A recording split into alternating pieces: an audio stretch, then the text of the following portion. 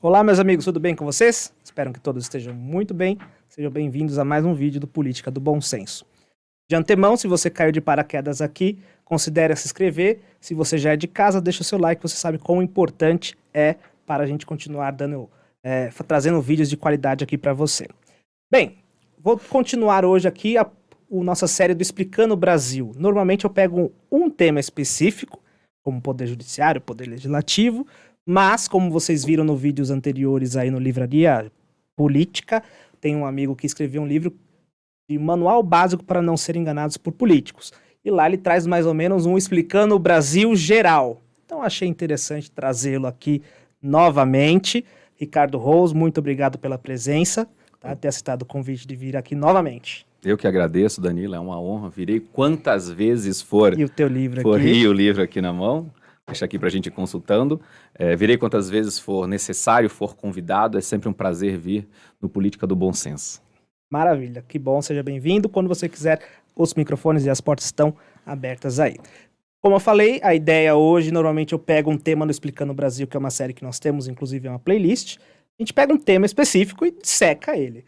Mas o manual básico, pelo que a gente já conversou, é mais ou menos o seguinte: se você não quer ser enganado por um político, saiba o que ele pode, o que ele não pode fazer, o que ele pode, o que não pode prometer, como ele chega lá. Então acho interessante a gente explorar o tema explicando o Brasil de fato, né? Sim. A gente tem aí, de início, algumas partes aqui a gente já falou na nossa série Explicando o Brasil, mas vamos fingir que não, vamos do início, né? Onde estão todas essas regras, né? Para vocês falar que o deputado pode isso ou não pode, aonde o cidadão que nunca teve contato nenhum e que normalmente é enganado por políticos, onde ele consegue esse tipo de informação? De início. Cara, uma ótima pergunta. Como funciona o Brasil deveria ser algo que todo brasileiro tinha que se perguntar. Para mim, isso tinha que ser ensinado na escola. Até no passado tínhamos aí algumas matérias mais focadas nessa linha. Mas em 1986, nós elegemos representantes para a Assembleia Nacional Constituinte, que foi instalada em 87 e que discutiu por bastante tempo e criou a Constituição da República Federativa do Brasil, que é o manual onde estão todas as regras de como funciona o Brasil. Lá nós, através dos nossos representantes, definimos que o Brasil teriam 3 poderes: o executivo, o legislativo, o judiciário. Qual era o papel do vereador, qual era o papel do deputado estadual, federal, senador, presidente, dos juízes, quanto tempo demoraria o mandato de cada um.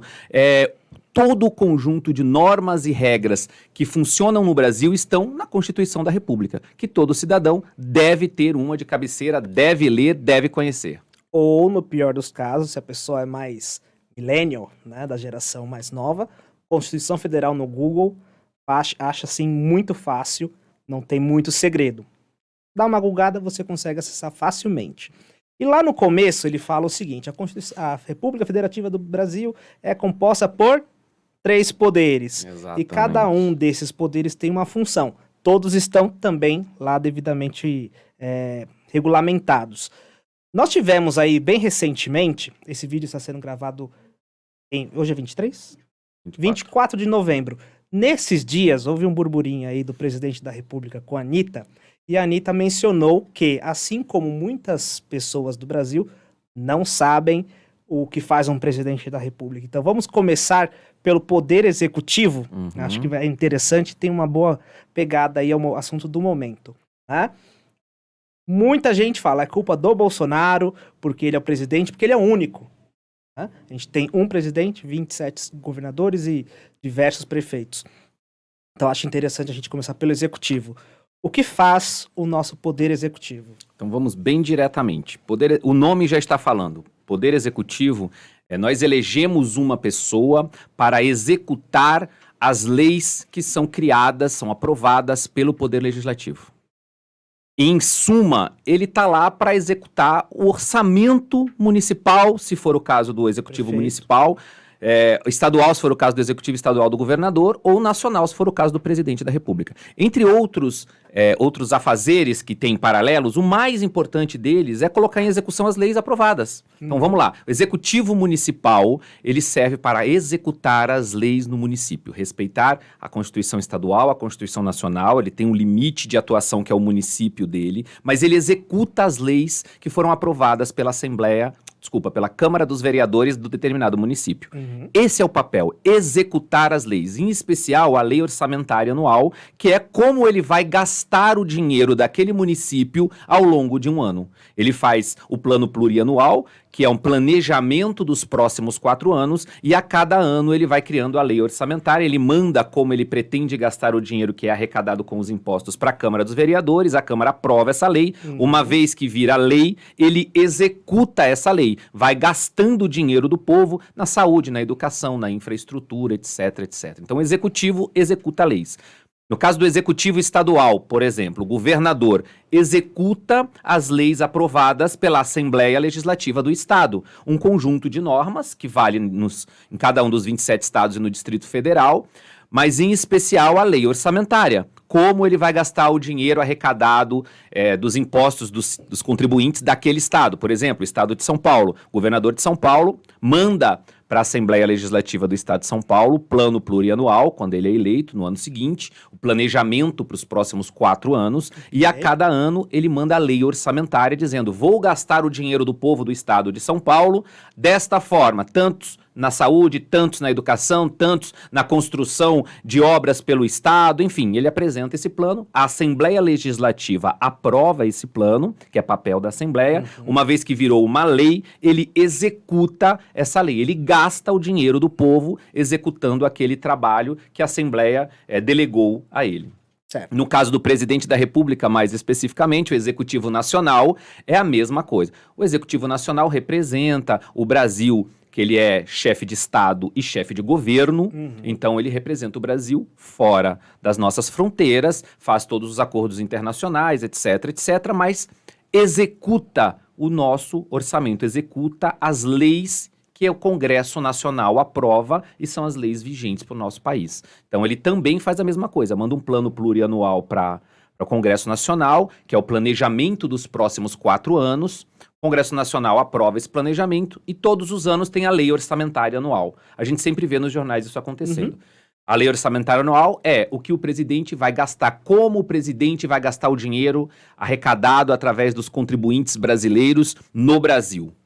Certo. Todos os anos. Basicamente, executar é o papel do chefe do Poder Executivo. E para isso, ele tem condição, seja no município, de convocar os seus secretários, que são cargos de confiança, ele indica lá um secretário de educação, um secretário de saúde, que é a pessoa que vai ajudar ele a organizar, a executar essas leis voltadas para a área da saúde, no caso da saúde, para a educação, no caso da educação, e assim sucessivamente. No caso do governo do estado, a mesma coisa, o chefe do executivo, que é o governador, pode indicar os seus secretários para cada pasta, que são pessoas de confiança dele, que vão... É um cargo que não precisa de concurso público, importante dizer isso, a indicação pessoal do governador, assim como do prefeito ou do presidente da República, no caso dos ministros.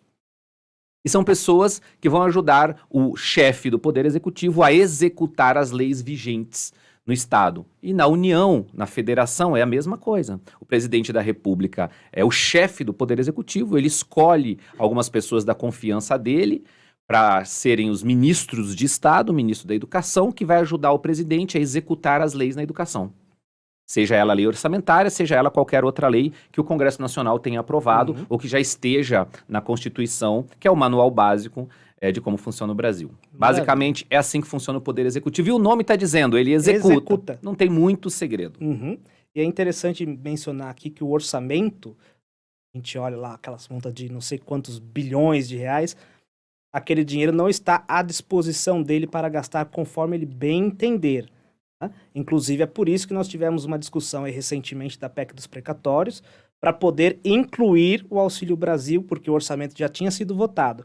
Então, se ele quisesse dar o Auxílio Brasil, tinha que rever o orçamento. Aí entra um outro poder. Ele, como eu disse, não pode gastar conforme ele quer. Tinha que pedir a bênção, a autorização para um outro poder, que é o poder legislativo. Antes de você me perguntar sobre o legislativo, acho que tem uma coisa muito importante que todo cidadão tem que saber. Eu vejo muita gente falando, demonizando a política e falando, eu sou administrador e eu sei administrar a minha empresa privada na política, sou gestor. Gente, existe uma diferença muito importante entre a administração de empresas e a administração pública, que é fundamental. Na administração de empresas, na nossa vida, no dia a dia, nós podemos fazer qualquer coisa que a lei não proíba, ok? Nós temos liberdade para fazer o que quisermos, desde que não exista uma lei nos proibindo de fazer. Okay. Na administração pública é ao contrário.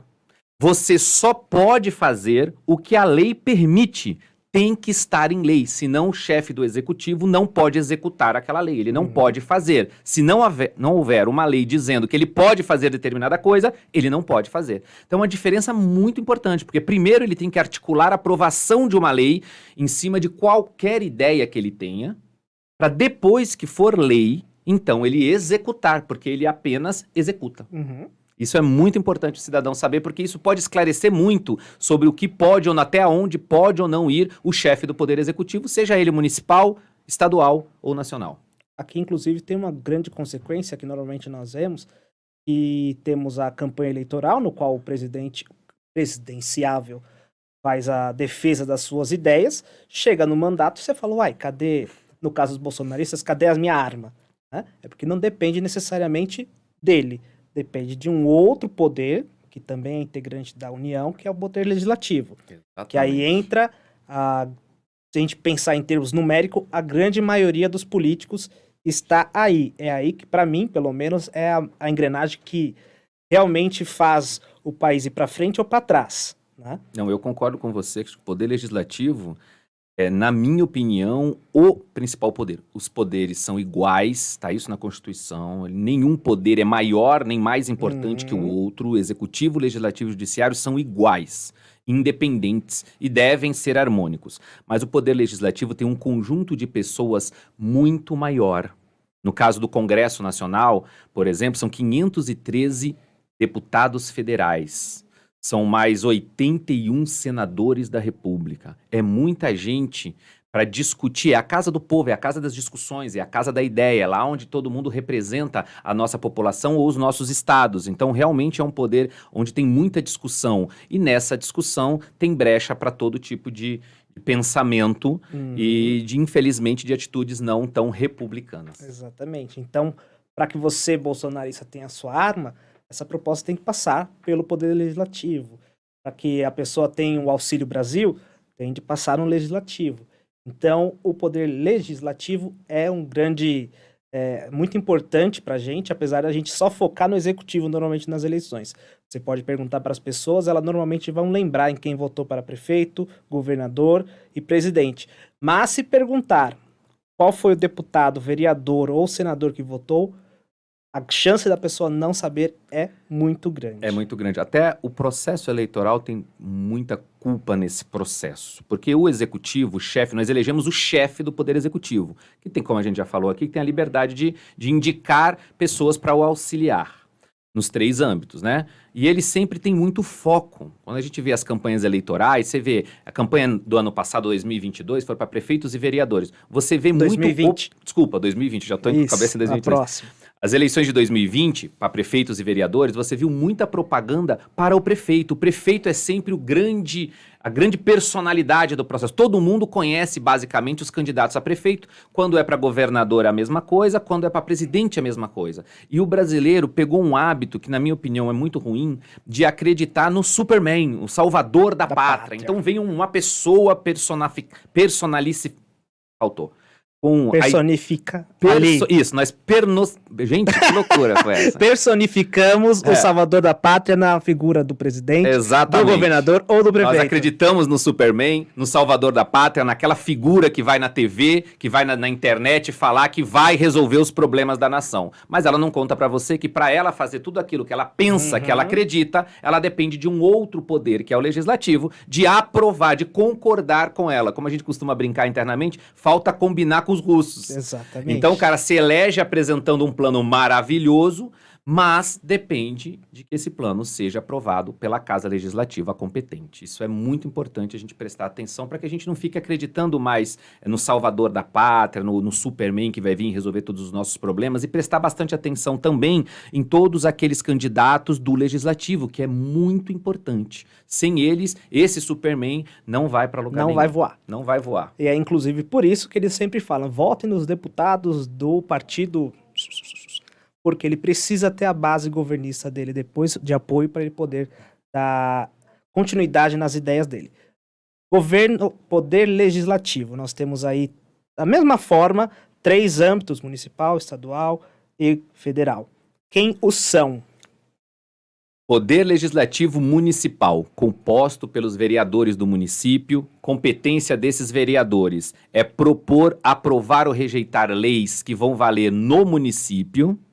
E, na minha opinião, o que é mais importante, fiscalizar os atos, os gastos do Poder Executivo, do prefeito e de todos os seus assistentes, assessores, secretários municipais. Isso é muito importante. Os vereadores fiscalizam se o prefeito está executando de forma correta tudo aquilo que ele prometeu, tudo aquilo que foi aprovado nas leis municipais, em especial na lei orçamentária anual. Esse papel fiscalizador dos vereadores no município é muito importante. Poder Legislativo Estadual é exercido pelos deputados estaduais na Assembleia Estadual, aí pelos 27 estados e o Distrito Federal. No Distrito Federal chama deputados distritais. Distrital. Ele não tem vereador. Não tem vereadores no Distrito Federal. E o Poder Legislativo Estadual tem a competência de aprovar, propor, aprovar ou rejeitar leis que vão valer em todo o estado, ok? E fiscalizar os atos, os gastos do chefe do Poder Executivo Estadual, que é o governador, e todos os seus assessores, secretários de Estado e tudo mais. Então é um poder fiscalizador. Ele olha, ele analisa se o governador do estado está cumprindo a lei orçamentária, o plano plurianual e todas as outras leis que estão em vigência naquele estado determinado. Poder Legislativo Nacional é composto pelo Congresso Nacional. Nesse caso, nosso Poder Legislativo Nacional é bicameral. Tem a Câmara dos Deputados e tem o Senado Federal, que trabalham em harmonia, em equilíbrio ali, os dois poderes. Competência desses poderes: propor, aprovar ou rejeitar leis de âmbito nacional, leis que vão valer em todo o território nacional, e fiscalizar os atos do Poder Executivo, do Presidente da República e de todos os seus ministros, de todas as pessoas que estão em autarquias públicas. Isso é muito importante, gente. O papel do deputado é um papel fiscalizador. É para ver se os mais de 2 trilhões de reais que nós temos de orçamento no Brasil estão sendo gastos da forma correta, do jeito que manda a Constituição da República Federativa do Brasil e todas as outras leis que são aprovadas em âmbito nacional. Em suma, esse é o papel do Poder Legislativo. E você mencionou aí que o Poder Executivo encaminha o orçamento e esse orçamento não é goela abaixo. Eles vão analisar e fazer ali os seus ajustes. Exatamente. Né, no Poder Legislativo. Eu acho isso, Danilo, isso que você falou, muito importante. Por que eu costumo dizer que, para mim, o principal poder do Legislativo é o fiscalizador? Porque propor leis, o executivo pode propor, o cidadão pode propor, tem projetos de iniciativa popular, existem várias formas de se propor um projeto de lei. E sim, a competência principal é do legislativo, mas outros grupos também o podem fazer. Fiscalizar os atos do Poder Executivo, essa é uma função importantíssima, porque depende do parlamentar, em qualquer dos âmbitos, município, estado ou união, fiscalizar o dia a dia da execução das leis, se as leis estão sendo cumpridas, se de fato, em especial, a lei orçamentária está sendo executada a contento. Imagina, é uma pessoa para gastar todo aquele dinheiro do município, ou todo aquele dinheiro do estado, ou todo aquele dinheiro da união. E são muitos outros que nós pagamos para fiscalizar o gasto desse dinheiro. Agora, um jogo muito importante na política, que você inclusive aqui citou, é esse. Nas campanhas eleitorais, muitos chefes de executivo, candidatos a prefeito, candidatos a governador e candidatos a presidente da República vão falar assim: votem nos candidatos do meu partido, porque eles vão me ajudar a desenvolver. Só que aí eu fico pensando e convido você para refletir no seguinte: Papel vamos trabalhar com a ideia do vereador. Certo. Seja só para ilustrar no âmbito municipal, mas isso vale para o âmbito estadual e para o âmbito federal. O candidato a prefeito vai lá e pede para você votar nos vereadores do partido dele ou dos partidos aliados a ele para que possa facilitar a vida dele lá na frente e executar melhor aquilo que ele está propondo para o município. Ok, faz um certo sentido. Por outro lado, o papel do Poder Legislativo é de fiscalizar os atos e os gastos do Poder Executivo, correto? Então, se eu coloco um amiguinho meu para me fiscalizar, de certa maneira, eu não estou prejudicando aquele poder, eu não estou alejando aquele poder. Porque imagina, o papel do vereador é fiscalizar o prefeito. Se o vereador é amiguinho do prefeito, será que ele não vai deixar passar uma coisinha ou outra, uma escorregada ou outra? E na administração pública não pode ter escorregada, é o dinheiro do contribuinte, é o dinheiro do povo. Não pode ter brincadeira com o dinheiro do povo. Então nós estamos pagando para os vereadores para fiscalizar os gastos do prefeito. Aí o cara ganha para vereador, ele vai lá e vira mais amiguinho do prefeito. Ele consegue um cargo na prefeitura para um irmão, para uma irmã, para um parente, para um colega, para alguém que ajudou na campanha dele. Vendido. Ele ficou vendido. Será que ele vai fiscalizar mesmo os gastos daquele cara? Se aquele prefeito cometeu uma irregularidade, cometeu um ato de corrupção, de superfaturamento de uma obra, que isso é extremamente comum no Brasil, infelizmente. Será que aquele vereador vai fazer o papel de fiscalizar? Reflita, pense. Os poderes têm que ser independentes. Na minha opinião, o vereador, ou o deputado estadual, ou o deputado federal não deve ter cargos no governo. Ponto. O papel dele é fiscalizar. Ele tem que ter harmonia, ele tem que dialogar com o executivo, levando demandas da sociedade, sim, mas não exigindo troca. Não pode ter cargo, não pode ter a liberação de emendas parlamentares em troca de voto, porque senão o parlamentar não exerce aquela liberdade que ele tem que ter para votar naquilo que é bom para o seu país, naquilo que é bom para o seu estado ou para o seu município. Ele vai votar de acordo com o pensamento do chefe do executivo. Então, se ele tiver que ficar votando sempre no chefe do executivo, não precisa do poder legislativo. A gente faz democracia direta, cria um aplicativo, o cidadão vota e acabou a história. Então, se nós estamos pagando vereadores, deputados estaduais, deputados federais para fiscalizarem os atos do poder executivo respectivo, então eles têm que fiscalizar. Ponto. É a minha opinião. Perfeito. E existe a possibilidade de que, infelizmente, a lei não seja cumprida a contento, né? E aí surge um outro poder, que é o nosso terceiro poder da União, que é o poder judiciário. O que nós temos de legal para falar sobre ele? Tem muita coisa para falar sobre todos os poderes aí, falar. Mas eu vou sintetizar. O principal. O judiciário, é importante dizer que dos 3 poderes é o único no Brasil que não são cargos eletivos. O cidadão não vota para escolher os juízes, os desembargadores e os ministros dos tribunais superiores. São concursados ou indicações políticas, né? A gente fala indicação política porque o presidente da República tem a prerrogativa de indicar, deve ser sabatinado e aprovado pelo Senado Federal, mas ele tem a prerrogativa de indicar no caso do STF, por exemplo. Então, é um poder onde o cidadão participa de maneira... Muito indireta, exatamente, mas um poder de suma importância e, recentemente, que compete a ele, basicamente, julgar se as leis estão sendo cumpridas como devem ser cumpridas. E aí a gente vem para um tema, Danilo, muito recente. E eu sei que, como você é advogado, sei que você gosta de falar disso. Eu gosto bastante. Pelo menos nos bastidores. Então vamos lá.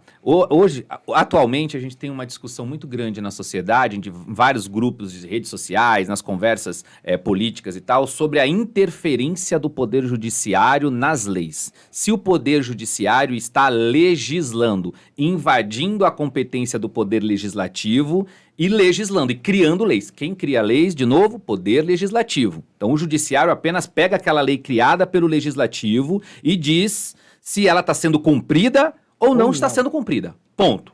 Esse é o papel, em tese, do Poder Judiciário. Simplificando bastante, esse é o papel do Poder Judiciário. Ele não pode pegar aquela lei e dizer, olha, vou acrescentar aqui mais uma linha, uma vírgula.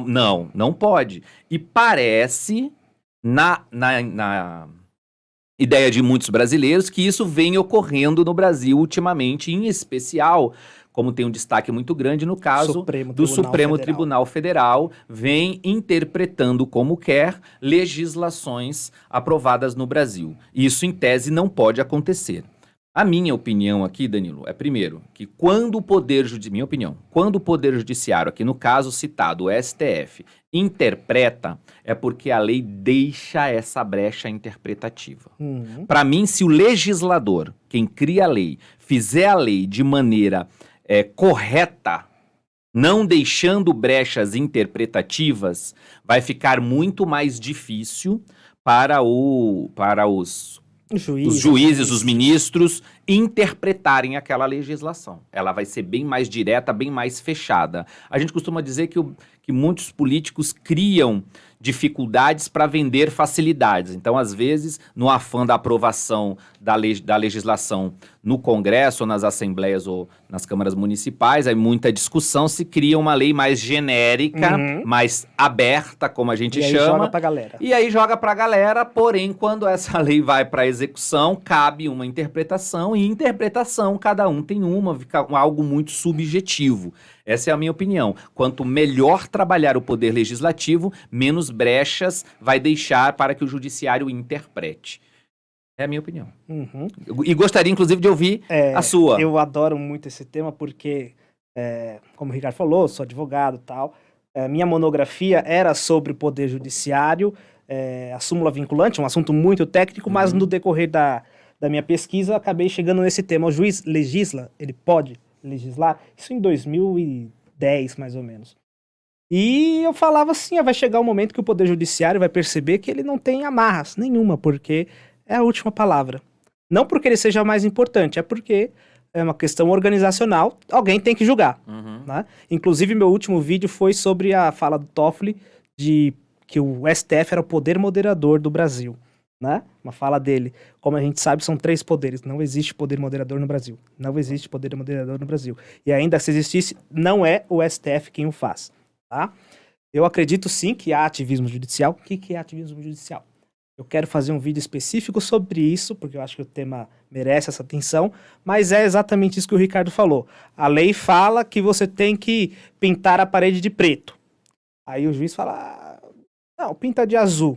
Por quê? Vai que o juiz é o Ricardo. É porque eu gosto de azul, que o Ricardo ama azul. Por quê? Mas a lei tá falando que é preto. Azul escuro é quase preto. É quase preto, ninguém vai perceber. Ele passou do limite da atuação dele.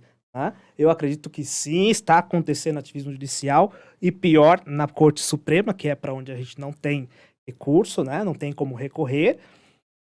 E aí, realmente, eu fico no aguardo de um senador que tenha culhão suficiente para dizer, opa, meu amigo, calma lá. Você tá passando do limite. Exatamente. E aqui, olha que interessante. Os poderes, cada um tem um poder, uma função, mas eles são independentes e harmônicos entre si. Existe um mecanismo de freio e contrapesos. Quem pode impedir o ministro do STF? Um senador. Mas aí tem muita crítica dizendo que eles se retroalimentam, porque quem pode barrar um senador? O ministro do STF.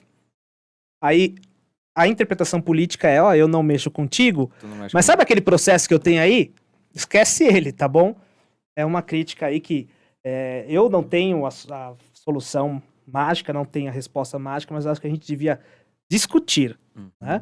Rediscutir. Mas para não cair muito em polêmica aqui e, sei lá, baixar a Polícia Federal aqui, mandar descer o meu canal, vamos dar continuidade aqui no Manual Básico. Né? Um dia a gente faz um vídeo sobre opinião, hoje vamos só limitar aqui mais ou menos como a regra deveria funcionar. Exato. Né? A gente já foi bastante para Brasília, a gente reclama muito de Brasília, a população em geral fala muito mal de Brasília. Brasília é uma cidade que, de novo, por uma questão de organização, os políticos vão para lá. E eles dizem o seguinte, pera lá, não reclama da gente, porque são vocês que mandam os políticos para lá. Então vamos entrar um pouquinho na parte de eleição. Legal. Como a pessoa vira um político, né? A gente sabe aí que tem a parte de indicação, né? A pessoa virou um ministro de Estado, um secretário de Estado, mas vamos focar aqui mais na parte do eleito. Isto. Hoje, para que eu seja um candidato, o que eu preciso ser, Ricardo? Preciso ter um curso superior, me formar onde? O que eu preciso fazer? Pergunta, Danilo. Você ser candidato no Brasil, existem regras simples que também estão lá no manual, que é a Constituição. Aham. Então vamos pegar como exemplo município. Para ser candidato no município, vereador ou prefeito. Para vereador você tem que ter 18 anos, no mínimo, estar afiliado a um partido político até 6 meses antes do processo eleitoral Ok. e estar com a sua vida eleitoral ok, não ter condenação em segunda instância, etc e tal. Então, basicamente, Não ter deixado de votar. não ter deixado de votar, estar com seus direitos políticos ativos. Uhum. Então, ter mais que 18 anos, estar afiliado a um partido político e não ser analfabeto.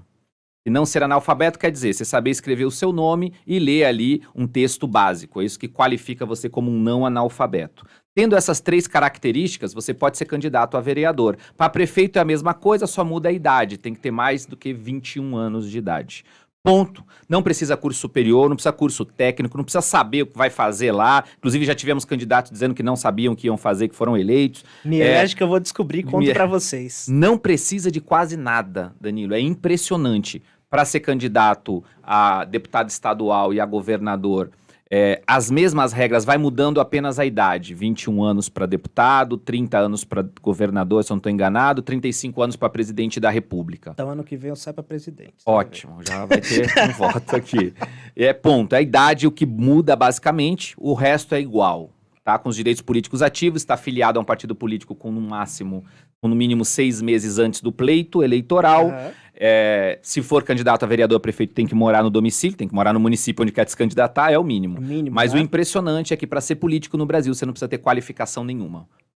Qualquer um pode ser candidato a político. O cara vai gerir um orçamento, no caso da cidade de São Paulo, de mais de 64 bilhões de reais, ou mais de 2 trilhões de reais orçamento brasileiro, Aham. e não precisa ter qualificação nenhuma. Impressionante. Uhum.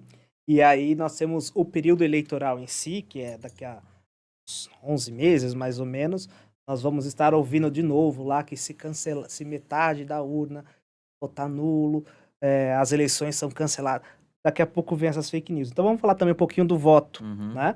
O voto para maior de 16 é facultativo, maior de 18 é obrigatório. Exato. E tem o dos idosos que passa a ser facultativo de novo.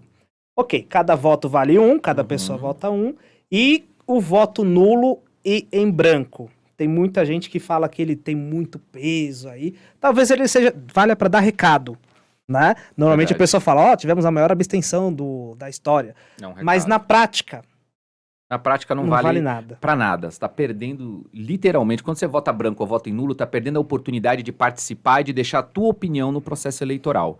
Porque na contagem dos votos são extraídos os brancos e os nulos. Se analisa apenas os votos válidos, chamados votos válidos, que é o voto que foi dado a alguém especificamente, a um cargo do legislativo ou um cargo de executivo. Traduzindo, pegou os nulos e brancos, deleta, pronto. Joga fora, já acabou, não considera mais. E só vai virar uma estatística, como o Danilo falou, tantos por cento votaram branco, tantos por cento votaram nulo, pode ou não ser um recado. Mas se 99% das pessoas votarem branco ou nulo, vai se jogar esses 99% dos votos fora, 1% é computado, esse 1%, quem tiver mais votos para executivo ganha, tem a lógica dos votos proporcionais, é feita toda a lógica e as pessoas são empossadas e segue o Brasil. Provavelmente haverá uma discussão depois, pelo tamanho do recado, olha, precisamos mudar o nosso sistema, será que o povo quer a monarquia, será que o povo quer o parlamentarismo, porque muita gente deixou de votar, muita gente votou em branco, mas a eleição vai acontecer, os empossados, os eleitos vão tomar posse e vão governar o país à revelia de quem votou branco, de quem votou nulo. Faça uma análise dos seus candidatos. Primeiro, baixa o manual básico aqui, que é muito importante. Saiba para que serve o vereador, o deputado estadual, o deputado federal, o senador, o governador e o presidente. E vote em pessoas que falam aquilo que você aprendeu, que é o cargo para qual essas pessoas estão concorrendo. Uma das coisas que eu mais vejo é candidato a vereador falar que vai construir coisas, que vai executar orçamento, que não é competência dele. Vereador, deputado estadual, deputado federal ou senador não executa orçamento, ele não gasta o dinheiro, então ele não asfalta a rua, ele não constrói creche, ele não constrói hospital, ele não constrói ponte, ele não gasta dinheiro do povo para nada. Quem faz isso? Quem executa? Prefeito, governadores e presidente da República. Ponto. É simples. Então você consegue ouvir um político e saber se ele está falando a verdade ou se ele é um pilantra, um picareta que tá querendo te enganar para pegar o teu voto logo na largada. E assim você vai contribuir com a mudança do país. Uhum. Outra coisa legal também de falar de eleições é que nós temos 2 sistemas de eleição, né? Que a gente pode votar, que é o majoritário e o proporcional. O majoritário é o mais fácil, né? Tem 10 pessoas aqui, eu consegui 6, pronto, ganhei, Tô eleito. acabou. O proporcional é o mais complicadinho, né? E ele é utilizado no poder legislativo. Pode falar um pouquinho sobre ele, porque eu acredito que essa grande crise de representatividade é justamente, eu pelo menos atribuo ao voto proporcional. E não necessariamente quando eu estou votando na pessoa X, o meu voto, no primeiro momento, vai a ela, né? O que a gente tem para falar sobre Cara, esse sistema proporcional que o Sobre Danilo isso? citou aqui, ele é bem complicado. Uhum. Realmente ele dificulta a compreensão do eleitor, porque no caso do vereador, deputado estadual, o deputado federal, que são cargos para o legislativo, o voto muitas vezes vai para uma pessoa, mas não é ela que acaba sendo eleita, acaba contribuindo para eleger uma outra pessoa, porque é mais ou menos, eu vou tentar sintetizar, porque realmente é bem complexo. É porque aí, como a gente sabe, política é uma ciência humana. É. E nesse caso envolve conta. Aí Envolve complica a vida de matemática. todo mundo. Mas é mais Mas ou vamos menos lá. assim. Você pega, depois da eleição, tira os brancos e nulos, como a gente já falou, pega os votos válidos, divide pelo número de cadeiras em disputa. Então vamos lá. Pegar como exemplo a cidade de São Paulo, ok? Cidade de São Paulo, 55 vereadores. Então vamos imaginar que nós tiramos os brancos e nulos, pegamos todos os votos válidos da cidade de São Paulo, dividimos por 55. Para facilitar a conta, vamos imaginar que esse número deu 100 mil. Então, Ok. todas as vezes que um partido político, somado os votos de todos os candidatos daquele partido, ok? Vamos imaginar o partido X, teve lá 83 candidatos e candidatas a vereador. Somou o voto de todos esses candidatos, deu 200 mil votos. Nós já sabemos que o que é chamado de coeficiente eleitoral, que é a divisão dos votos válidos pelo número de cadeiras em disputa, no caso de São Paulo, 55, gerou o coeficiente de 100 mil votos. A cada vez que um partido político, somado o voto de todos os candidatos, atingir 100 mil, esse partido tem direito a uma cadeira. No exemplo do partido X que nós trouxemos aqui, que fez 200 mil votos, ele vai ter direito a 2 cadeiras. Então, o partido X vai ter 2 vereadores. Aí nós vamos olhar apenas para o partido X. Dentro do partido X, os 2 mais votados é quem vão ser os vereadores daquele partido naquele município. Basicamente é isso. É bem complicadinho, tem algumas variáveis, porque tem aí o que a gente chama de resto, A enfim, sobra, tem a que às vezes tem não toda dá uma 100 mil matemática. certinho. Exatamente, às vezes não dá 100 mil certinho, o cara consegue, aquele partido consegue uma cadeira, mas precisa que ele já tenha tido pelo menos 100 mil. Tem toda uma matemática para o voto proporcional. Às vezes os candidatos, acontece muito, praticamente em todas as eleições, candidatos ao legislativo que foram muito bem votados, às vezes até mais votados do que outros, não são eleitos por causa do modelo do voto proporcional. Por exemplo, só para ilustrar, o partido Y teve 90 mil votos, ou seja, não fez aquele coeficiente de 100 mil votos, certo? Então ele não tem direito a uma cadeira. Mas dentro do partido Y, um único candidato teve 50 mil votos. E teve muito mais voto do que o segundo colocado daquele partido X, que eu falei que teve 2 cadeiras. Então, o segundo colocado teve 10 mil votos. Ele vai ser eleito. E esse cara que teve 50 mil do partido Y não vai ser eleito, porque o partido dele, o conjunto de todos os candidatos daquele partido não alcançou o coeficiente eleitoral, que seriam 100 mil votos. O coeficiente muda de eleição para eleição, porque tem a ver com votos válidos, ok? Então ele é uma variável, só se sabe depois da eleição, depois de fechar as urnas, é que vai exatamente, a gente tem uma noção, uma aproximada, mas só vai se saber depois que fechar as urnas. Realmente é bem complicadinho. Talvez nós precisaríamos mudar esse modelo, só que esse é o modelo que está na Constituição da República. É o modelo vigente hoje. É o modelo vigente. Para mudar ele, precisa aí mudar a Constituição da República. Falar de amenidades aqui agora, com as coisas mais tranquilas, mais teóricas, inclusive. Você comentou que o poder executivo nacional, a gente tem o presidente da República aí, que é chefe de governo e chefe de Estado. Isso a gente sabe porque escuta bastante, mas a maioria da população não faz ideia do que seja. Qual que é a diferença do chefe de Estado para o chefe de governo? Uma pergunta boa mesmo. Realmente acho que bem curiosa, porque a maioria das pessoas das não sabe. sabem. Chefe de Estado é o que representa o país, é a figura da pessoa que representa, no nosso caso, o Brasil, para as relações internacionais, quando vai fazer uma visita a outro país, é o chefe, é a pessoa que representa aquele país. Simplificando, esse é o chefe de Estado. Chefe de governo é quem operacionaliza o governo, toca a casa no dia a dia, que faz as coisas acontecer, que cumpre as leis vigentes daquele país e que executa, que gasta o dinheiro do povo.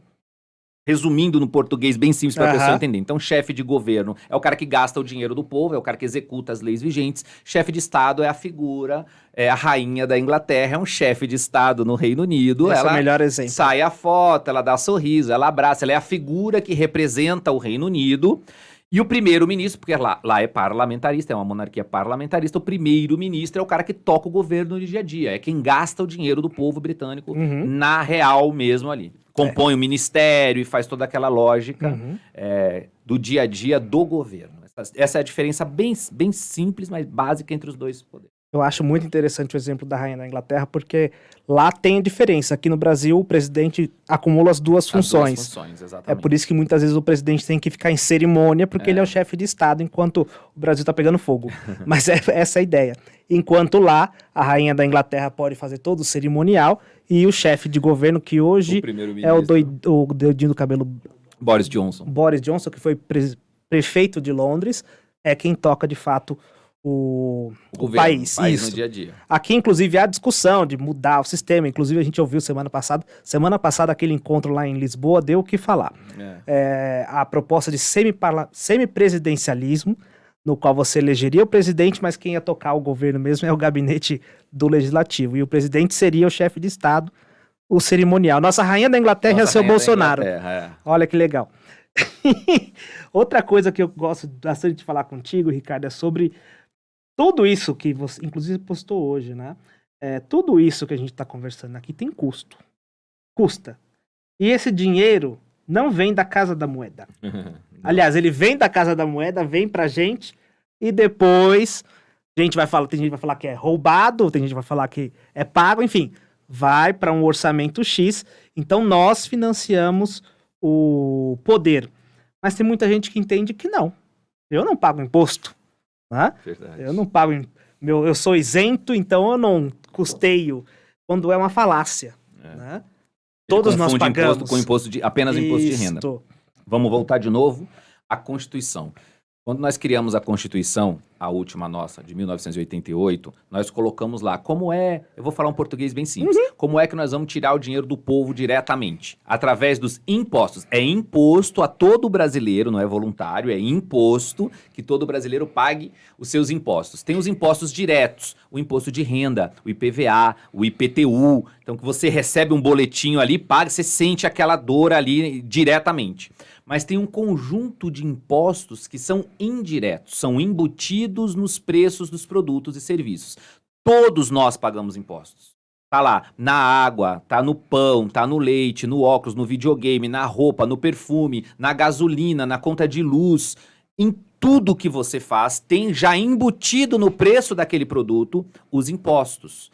Esse dinheiro dos impostos vai para a prefeitura, para os governos do estado e para a União.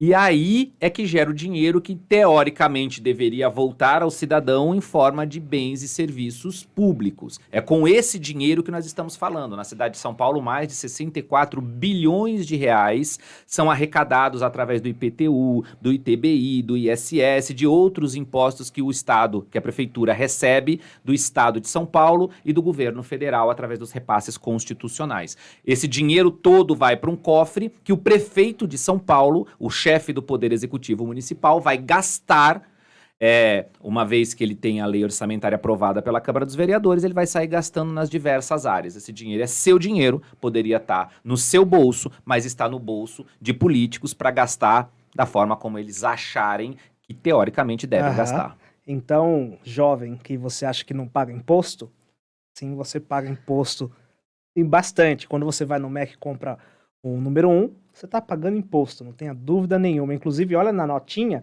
normalmente tem lá os impostos incidentes nessa compra de tanto. Um exemplo legal que você fala, Rose, é dos Estados Unidos, porque lá tem o IVA. Eu vejo seu livro por 20, chego no caixa, dá 23. Exato. Danilo, eu já caí nisso algumas vezes, eu já tive oportunidade diversas vezes aos Estados Unidos. Você chega lá, pega um produto na prateleira que custa $100. Aí você tem 100 no bolso, aqui você olha, caramba, dá pra eu comprar, vou comprar. Pega o produto e vai o caixa. Quando você chega no caixa, a pessoa fala, lá os impostos, o IVA é de estado para estado. Então, por exemplo, tem estado que custa 8%. Aí você chega no caixa, $108. Aí você fala, uai, mas era 100. Não, porque o imposto é calculado na hora que você paga o produto. Você sente aquela diferença, fala, nossa, eu tenho que pagar $8 a mais que vai para o governo norte-americano. No Brasil, não. O preço já está embutido no produto.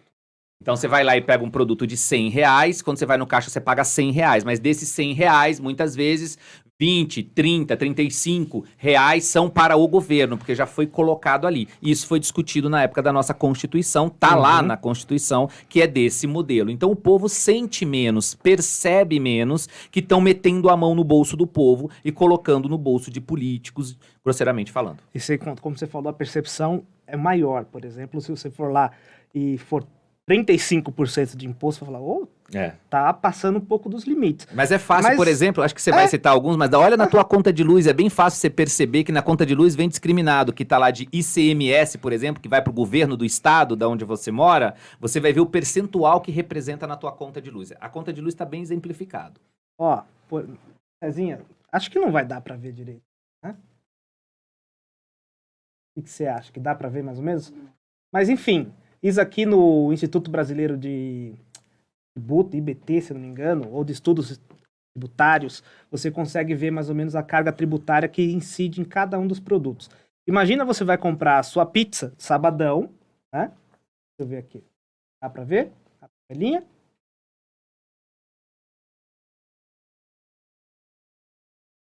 Agora aqui, ó, tabelinha dos impostos. Imagina você vai comprar a sua pizza sabadão, o cidadão fala, deu R$20. Na hora de cobrar, de fato, lá dá 27. Aí você fala, uai, por quê? Porque tem 36% de imposto. É muito Eu tenho certeza que a gente teria menos passividade, né? Com certeza. Em relação... Olha isso aqui, 64% de imposto em cima das motos. Para quem gosta aí de uma canjibrina, 81%, o IBT, o Instituto Brasileiro de Pesquisas Tributárias. 81% em cima da sua cachaça. Ou você vai para Brasília protestar, vai pegar um avião, 22% de imposto. E eu acho que, sendo indireto, a gente não sente. Né? Fala, tá tudo caro. Tá tudo caro, mas não sabe que ali já tá embutido o imposto. Ah, gasolina. A gasolina que tá bem falada aí. 61%. E é importante dizer que aí, aqui a gente sintetizou o preço geral, uma média geral dos impostos, mas tem impostos que vão para o município, que vão para o estado e que vão para a União, às vezes no mesmo produto. Aí se divide o imposto e vai para os três níveis de governo. É importante que você saiba que você está pagando essa conta.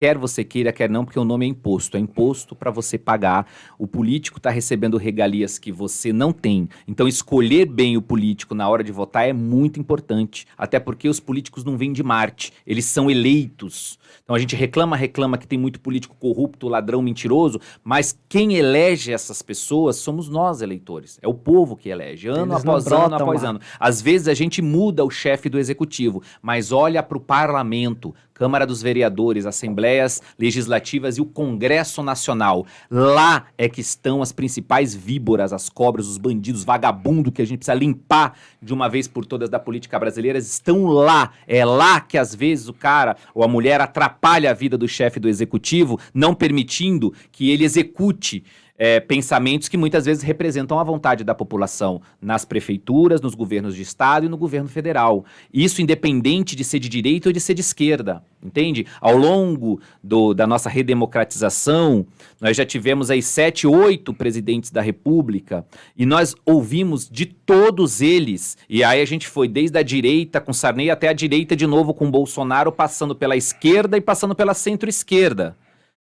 Muito tempo, vários governantes, todos reclamando do Congresso Nacional, ou pelo menos de algumas peças dentro do Congresso Nacional, que estão acostumadas com a politicagem do toma lá da cá, troca o voto do Legislativo por apoio do governo, que é dinheiro propriamente dito, que é cargo no governo, e isso aleja o poder legislativo. Na verdade, a gente tem um poder legislativo, com todo respeito aos parlamentares, é o poder legislativo que eu acho muito importante e fundamental para a nossa democracia, mas nós temos um poder legislativo aleijado nos municípios, nos estados e na União, porque parte dos parlamentares eleitos são bandidos.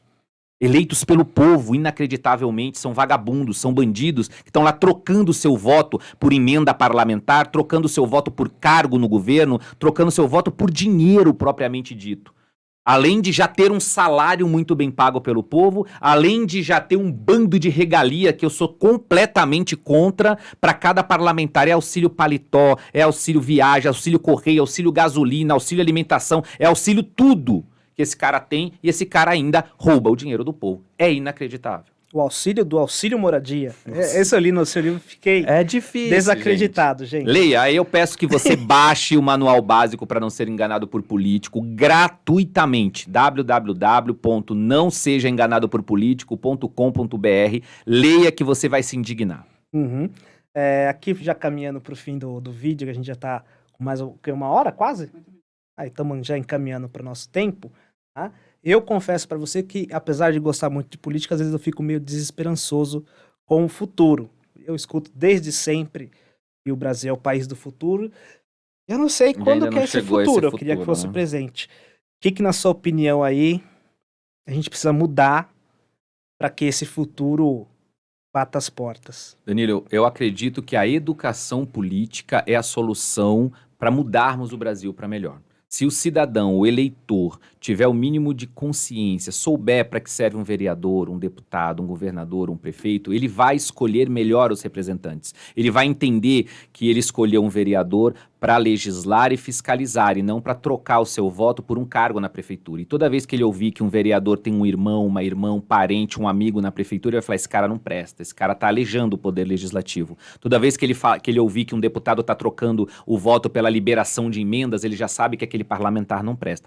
Então o conhecimento vai libertar o povo brasileiro. Eu acredito que a mudança vai acontecer, porque, por exemplo, em 2022, o brasileiro vai pode eleger 513 deputados federais novos, pessoas com habilidades e competências perfeitas para tocar o legislativo como deve ser tocado, pessoas que estão preparadas para exercer o cargo de deputado federal, por exemplo, vai trocar também 1/3 do Senado. Então só a Câmara dos Deputados a gente pode fazer uma limpeza geral em uma eleição. Não precisa uma geração, como eu ouço falando, não. Se nós tivermos 513 deputados federais com bom senso, como diz o canal, pessoas preparadas para o cargo, essas pessoas não vão trocar o seu voto por um cargo, essas pessoas não vão ficar trocando o seu voto por emendas parlamentares. Elas vão aprovar projetos que façam sentido para o Brasil, seja ele de qual candidato for eleito a presidente, entende? Faz sentido para o Brasil, é bom para o Brasil? Vamos aprovar. Não é bom para o Brasil, é prejudicial ao Brasil, vamos discutir isso aqui para entender os diversos pontos de vista e rejeitar o projeto se for o caso.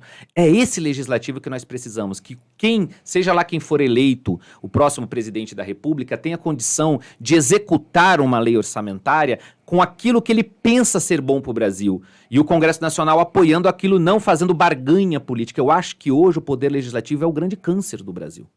Porque, como eu já falei, passou vários presidentes de vários aspectos ideológicos e todos eles reclamaram da mesma coisa, todos eles tiveram a mesma dificuldade, a maioria deles foi envolto em problemas, porque teve que, de certa maneira, não deveria ter feito, mas negociar com o Congresso Nacional para compor a chamada base governista para que fizesse alguma coisa. Isso é inadmissível. Então a gente percebe que existe um erro grave no poder legislativo brasileiro. E o povo brasileiro, você eleitor, pode corrigir esse erro nas próximas eleições já. E você também, de todo o Brasil aí, tá indignado? Leia o manual básico e se candidate também. A gente precisa, não adianta nada a gente saber que a gente tem que mudar se a gente também não tiver novas pessoas. Tem que oxigenar o Congresso aí, são 513 vagas em todo o Brasil que precisa ser ocupado por pessoas boas. É verdade, são 513 vagas pagando aí salário na casa entre 30 e 40 mil reais por mês, mas mais ou menos 150 mil reais para você gastar com cota de paletó, com plano de saúde, com pagamento de assessor. São vagas maravilhosas. Se você é um jovem preparado, venha para a política. Venha para a política porque a gente precisa de pessoas que estejam realmente compromissadas com o futuro do Brasil, porque eu, como falei, eu tô perdendo a esperança, mas vamos lá, eu espero que esse canal contribua também com a formação de você enquanto candidato, enquanto eleitor ou quanto entusiasta, tá? Ricardo, já falou aqui, manual básico para não ser enganado por político, ou não seja enganado por político.com.br. Exato. Lá ele consegue fazer baixar o... Consegue baixar o e-book gratuitamente. Do livro gratuito. Gratuitamente, não custa nada. Não seja enganado por político.com.br, baixa o PDF do livro gratuitamente. O que interessa é que você tenha o conhecimento e não seja mais enganado por político. Quem quiser comprar o livro, lá também no site tem a opção dele comprar o livro físico. E aí ele vai ajudar bastante também. Quem quiser trocar uma ideia contigo, te procura no meu Instagram, @RicardoRosoOficial, no Facebook, @RicardoRosoOficial, no canal do YouTube é Ricardo Roso, tem várias redes sociais que você consegue me encontrar, manda lá a sua dúvida, a sua pergunta, que vai ser um prazer poder interagir e responder com você. Maravilha, novamente, muito obrigado por ter comparecido, Danilo. Aqui. Dá uma conferida lá, a gente já falou um pouco mais sobre o livro também, nosso vídeo de livraria política. Ricardo vai estar aqui em outros vídeos porque é um parceiro meu, ele também me ajudou bastante com incentivo para criar esse canal. Então, aqui você é parceiro. A hora que você quiser falar aqui, fique à vontade, o canal está à sua disposição. Muito obrigado. Inclusive, é você também inscrito, a hora que quiser trocar um bom papo sobre política, manda um DM aí pra gente. Falando em DM, se você quiser e puder nos seguir no Instagram, Política do Bom Senso. Lá a gente tem stories praticamente diários sobre política nacional e internacional, que repercutem na nossa vida para o bem ou para o mal. Também, se você gosta mais de YouTube, está nos assistindo pelo YouTube, considera também se inscrever. Aí você não perde as notificações dos próximos vídeos, fica sempre aqui inteirado. Se você também puder deixar o seu like, eu vou agradecer muito, porque ele é um incentivo para a gente continuar trazendo conteúdo de boa qualidade para vocês. É isso. Se inscreve lá também no canal do Ricardo, tá? Que ele está fazendo pequenos vídeos sobre o livro dele, mais ou menos do que fizemos aqui, só que mais seccionados, né? Também você vai achar muito interessante, eu tenho certeza disso. Era isso, galera? Alguém mais tem alguma informação a acrescentar? Acho que era isso, né? Pegamos tudo que tínhamos que falar. Se você chegou até aqui, muito obrigado. Nos vemos no próximo vídeo. Tchau, tchau. Até mais.